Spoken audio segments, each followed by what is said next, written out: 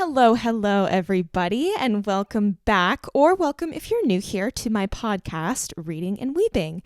My name is Julia, and I am your host, and in this podcast, we talk about all things books, all things reading related, so I am so glad that you are here with me today, because this episode is going to be a good one.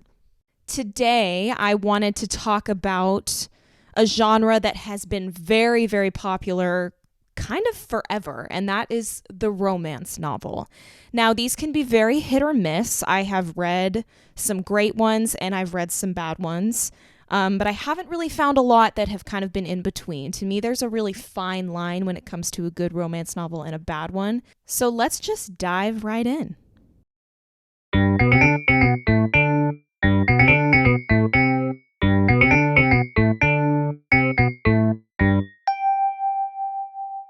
When I think of the romance novel as a concept, my mind immediately goes to Nicholas Sparks's The Notebook, right? Like this melodramatic love confession in the rain. You never wrote me. I wrote you every day for a year. And there's this passionate kiss, and it was filled with so much suspense and vulnerability and emotions, and it gives you hope and it makes you feel triumph, and those are things that you can only get in a romance novel.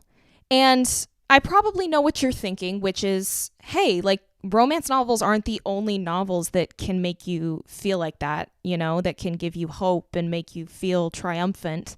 And I agree with you.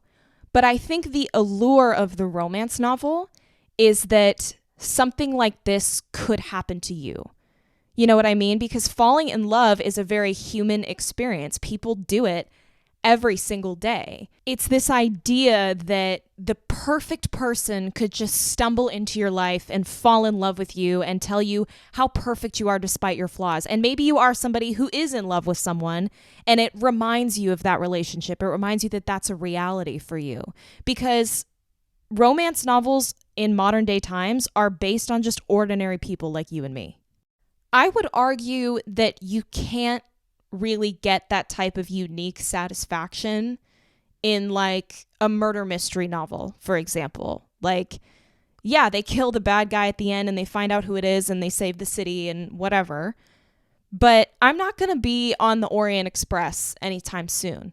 You know what I mean? That's just not plausible. It's not plausible in real life. And I love going into a novel and suspending disbelief and really escaping and immersing myself into the story. But I would say that a romance novel makes it easier for you to do that and to envision it because it's just based in real everyday life. I will say, though, the pitfall of the romance novel and kind of why I didn't really want to read them in the start of my journey with reading is because they're predictable. Right? Like, you know what's going to happen in the end. When you hear romance novel, you know that they're going to end up together, right? In some way or another, they're going to end up together. You already know the ending before you even pick up the book. But the way that I learned to approach it was kind of the opposite of how I approached pretty much every other genre. And that was to read for the journey, not read for the ending. When you're reading a mystery novel, you're going through the journey to see what happens at the end. With the romance novel, it's completely the opposite. You want to find out how they get there, how they get to the ending. So once I started approaching it that way and thinking about it with that mindset, I became a lot more receptive to romance novels because not every story is about just getting from point A to point B. You know, you get to learn about the characters and about their relationships and their thought processes, and that's what makes it fun. And also the setting as well. Like, what are the circumstances that these people are put in, and how does it help or hinder them in getting to where they're ultimately going to be? It's all of that in the meat of the story that keeps you reading about this incredibly common human experience. It makes something that's not quite unique.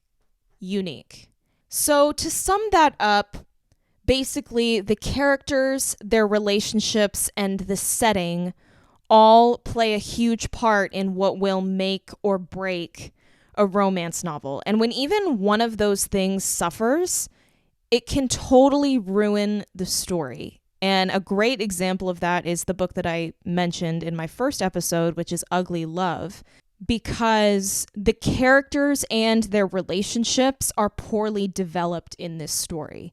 We start out with Tate and Miles, and they are basically enemies to lovers, right? So they hate each other right in the beginning, and then all of a sudden, in like the first 15 pages, they kiss for the first time out of literally nowhere, and then they start this friends with benefits relationship that honestly becomes really stagnant and annoyingly cyclical throughout the story. Like, they have sex, he hurts her, she forgives him. They have sex, he hurts her, she forgives him. And that goes on probably about 10 times throughout the story.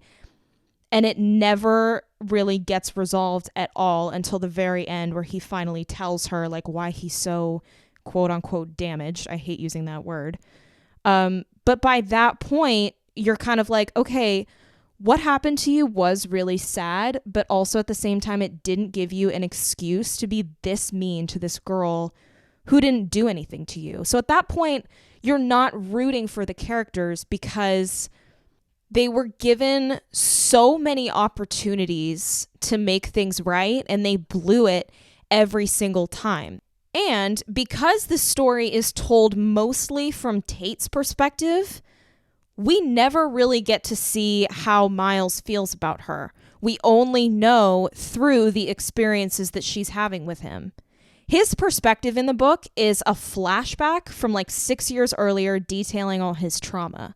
So you don't even really know if he genuinely cares about her until like maybe the last 5 pages before the epilogue. And then it cuts to the epilogue, and it's a year later, and they're married and they have a baby. And you're like, wait.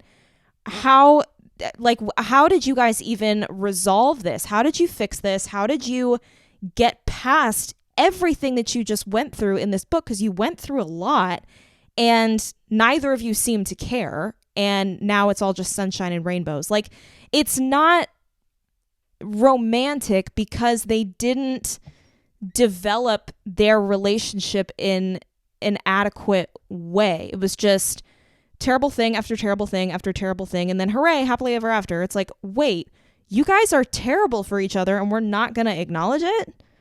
It's not ugly love. It is toxic love. And I will scream it from the rooftops 1,000,000 times over. So that is my example of bad writing for a romance novel, and how the story can really suffer when the characters and their relationships aren't developed. So let's get into a good example of what is, in my opinion, a good romance novel. And that is People We Meet on Vacation by Emily Henry. Now, I first heard of Emily Henry on Twitter, actually. She was trending because she had announced that she's going to release her next book, which is called Happy Place, I think. And it's coming out in April of 2023. And I had never seen an author trend on Twitter, let alone for good reason. People were like, Emily Henry's coming back. I'm so excited. I was like, okay, like, who is she? I feel like I need to read her books, or at least one of them to start out with. And People We Meet on Vacation was the one that I decided to start out with because the synopsis really intrigued me. So I'm going to read it to you now. 2 best friends, 10 summer trips, one last chance to fall in love. Poppy and Alex and Poppy. They have nothing in common. She's a wild child, he wears khakis. She has insatiable wanderlust. He prefers to stay home with a book. And somehow, ever since the fateful car share home from college many years ago, they are the very best of friends. For most of the year, they live far apart. She's in New York City, and he's in their small hometown. But every summer for a decade, they have taken one glorious week of vacation together. Until 2 years ago, when they ruined everything. They haven't spoken since. Poppy has everything she should want, but she's stuck in a rut. When someone asks when was the last time she was truly happy, she knows without a doubt that it was on that ill-fated final trip with Alex. And so she decides to convince her best friend to take one more vacation together, lay everything on the table, make it all right. Miraculously, he agrees. Now she has a week to fix everything. If only she can get around the one big truth that has always stood quietly in the middle of their seemingly perfect relationship. What could possibly go wrong? Now, to me, this synopsis hits one of the three things that I was talking about that make a good romance, and that is the setting. It's an interesting setting. Two friends who travel the world together on all of these vacations and kind of build their relationship through travel in that way. I thought that was very interesting and very fun to explore. And I also think it's cute how that ties in the title, People We Meet on Vacation, which is a very vague title. And Emily Henry has a lot of titles like that. Like one of her books is called Beach Read, the other is called Book Lovers. Like it's kind of vague, but it does tie in to the story in a really fun way, which I absolutely loved. So at this point, all I could really do was try this book out. I didn't know if I was going to like it or not, but it hooked me within the first couple of pages because of how quickly and how clearly Emily Henry defines these characters and their relationship to each other.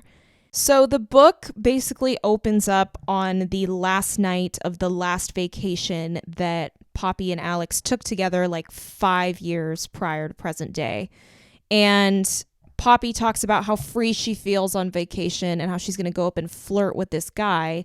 But the guy is actually just Alex, her best friend, and she's kind of just fake flirting with him to try and get him back in the dating scene. So this is an excerpt from page 4. Do you come here often? He studies me for a minute, visibly weighing potential replies. No, he says finally, I don't live here.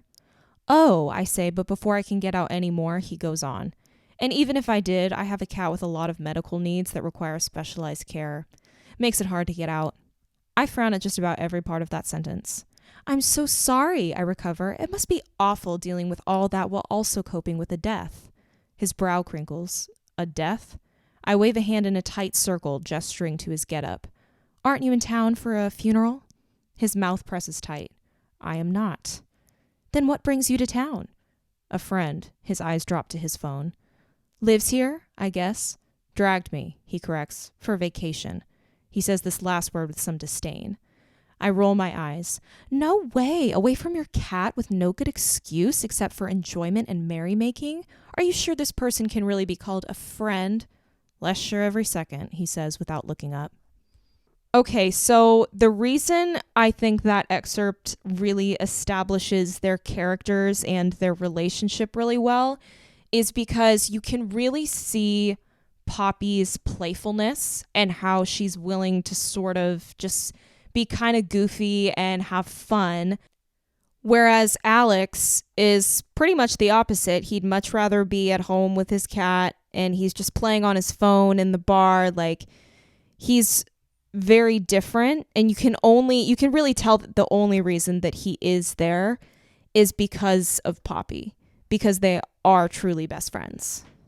And you can also tell through the dialogue just how strong their friendship is, you know, with like the way they're cracking jokes at each other and how they're just honest and comfortable with each other. You can see that they do truly have a strong friendship, and you know that throughout the book you're going to be able to see how they got to that point and how they continue to grow from there, and that makes it very interesting and very engaging as well. I will say as well, throughout this book, I didn't really think that these two characters were going to get together in the end, because it is all from Poppy's perspective. And the way that she talks about him, she's like, Alex is my best friend. Alex is my best friend. She doesn't really speak with any jealousy towards the girls that he dates. And she doesn't really talk about how Alex like looks at the guys that she dates. You know, like it's sort of like a When Harry Met Sally situation, but you don't ever really feel like they're both jealous of each other's partners. You know, you really do just feel like they are just very happy for each other. And the relationships that they have with these other people throughout the book, they're not like just random manufactured relationships with like people that suck. A lot of the people that they have relationships with, they're genuinely in love with and they have real connections with. It's not like a placeholder until the two of them actually get together. So it was really nice seeing them just be happy that each other was happy. You know, they liked rooting each other on throughout the book, no matter what it was that they were going through. And I thought that that was really, really sweet and the complete opposite of toxic, which we really love to see. It makes you root for the characters. It makes you root for them because they do have such a strong friendship and they do care about each other in a much deeper way than just like a sexual attraction. You know, it gives them a lot of depth, which is really, really refreshing. Something else that I wanted to touch on is the fact that there is a lot of comedy in this book. I would consider it a romantic comedy rather than just like a plain romance novel, but I would still consider it a romance novel because of, you know, the beginning and the ending and everything in between. But it's just the writing style that is lighthearted and how they're like put in these awkward situations that end up just being hilarious. And I think it really just adds to their dynamic and how they operate together. And it ends up being such an integral part of the book that I don't think I would have liked it as much if it didn't have the comedic element, which surprises me because I normally don't like that in books. Like, you know, when you like read a text from somebody that's supposed to be a joke and it's like not funny or it kind of goes over your head because you need to like hear it out loud because the delivery is like another half of it. That's how I normally feel about reading jokes in books. But these aren't like jokes. It's just the comedic like style of writing and like the tone that it creates just makes it really fun and makes it exciting. And it just makes you want to turn the page.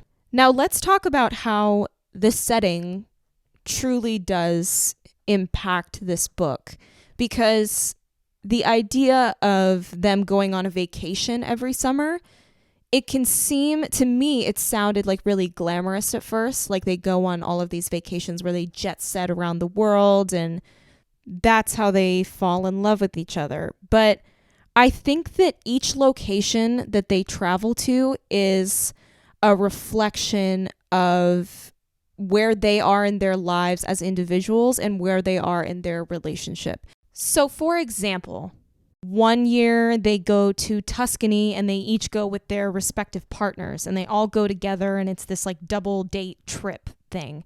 And they all get along with each other and it's this really happy thing, even though they're not together and they're both in love with other people. Whereas in present day, when they're in Palm Springs and they're both trying to repair their relationship and there's a lot of obstacles to doing that, the location presents its own obstacles as well. It's like 110 degrees in the middle of the desert and they rent this crappy Airbnb where the air conditioning breaks and they try to go to like a museum, but it's closed, and they just have all of these obstacles, just like obstacles that they have in their relationships. So it's not always this super glamorous, super fun, like travel book. That's not really how I would describe it. I would say that this setting is symbolic for the benchmark of where they are in their relationship at that time and how they're going to continue to evolve. So let's talk about Alex Nilsson, who is the love interest of this story. And he is honestly such a king. He cares about Poppy so much, but he also doesn't ever give a hint about how he feels about her. You would have no idea reading this from Poppy's perspective that he ever felt that way about her. She's asking him throughout the whole book. She's like, do you remember when we did this that one summer in New Orleans? And he's like, no, not really. She's like, oh, and she's all sad, you know? But then once they finally confess their feelings for each other, he's like, yeah, Poppy, I've been in love with you for like over 10 years. And of course, I remember every single thing we did together. How could I forget? These vacations like are the only thing that I ever looked forward to. You're literally my everything. And you never would have known that. You never would have known that throughout the book. You kind of also didn't really know how Poppy felt either. She would say through like little glimpses throughout the book saying like, oh, like at this point, like I thought he was like really cute, or I thought I might be able to fall in love with him, or like little things. But she's not constantly like, oh my gosh, when he turned to look my way, it was like my world just shifted. And it was never like that. She never talked about him in that way. So we as the reader didn't really know that she had such strong feelings for Alex. We knew that she loved him as a friend and that he was literally her best friend, but we didn't know that she felt so strongly about him in that way. So when they both confess their feelings to each other, and you just learn how all of this stuff like did affect them, how we'd all think they would affect them, like after everything that they've been through together, you would think that these two people are in love with each other, you know? But they never really gave a hint that they felt that way until they finally just let all their guards down. So when it comes to the romance aspect of this book, it completely exceeds your expectations. And I think it's brilliant the way that Emily Henry did that. She sort of played this like little mind trick on all of us. But it's the best mind trick ever because the payoff is so satisfying. So that is a very brief review of People We Meet on Vacation. I hope you go out and read it. I know I gave away the ending, but we all know how all romance novels end. Okay, well, maybe not all romance novels, but most romance novels end with them being together. But like I said earlier, don't read it for the ending, read it for the journey. So I tried not to spoil as much of the journey as possible because it is a really cute story and it's really fun to see these characters evolve and navigate love. It's a really beautiful thing. I'm hoping to review a couple more Emily Henry books on this podcast once I read them. Book Lovers and Beach Read, obviously. And then when her new book comes out, I will be very excited to read that one as well. And a couple of other romance novels since I am, a lot more receptive to that genre nowadays. There's one that I wanted to read by Casey McQuiston, I think. Oh, Red, White, and Royal Blue. I've seen that book all over the internet, all over Goodreads. I really want to read that one. So I'm very excited to do that. But I do just kind of want to stress before we go, like, how hard I think it is to write a romance novel. And I really do commend authors who do that. Because it can be hard to get creative with it, but it does really give you the opportunity as a writer to just kind of show off what it is that you can do. Because there are a lot of books as well that are other genres that have a romance element in them, but aren't strictly romance. So to be able to create a story and keeping romance as like the main plot line rather than like a subplot is very impressive when it is done correctly. So I really commend Emily Henry on this, and I'm very excited to read more of her books and more romances by different authors as well. I have been seeing a lot that I am very excited to read and review on here. So yeah, that concludes this episode. I really appreciate you listening. And I hope you tune in next week. We're going to be doing another full-length book review, but I'm not going to reveal which one it is. And yeah, that's probably going to be the episode that closes out 2022. Yeah, it's going to close out 2022. And then I have some really exciting things coming for 2023. So I really appreciate you listening. And I appreciate everybody who has listened to this entire episode and the past couple episodes as well. I cannot thank you enough, and I really do hope that you are enjoying. So yeah, I will see you next week. Bye.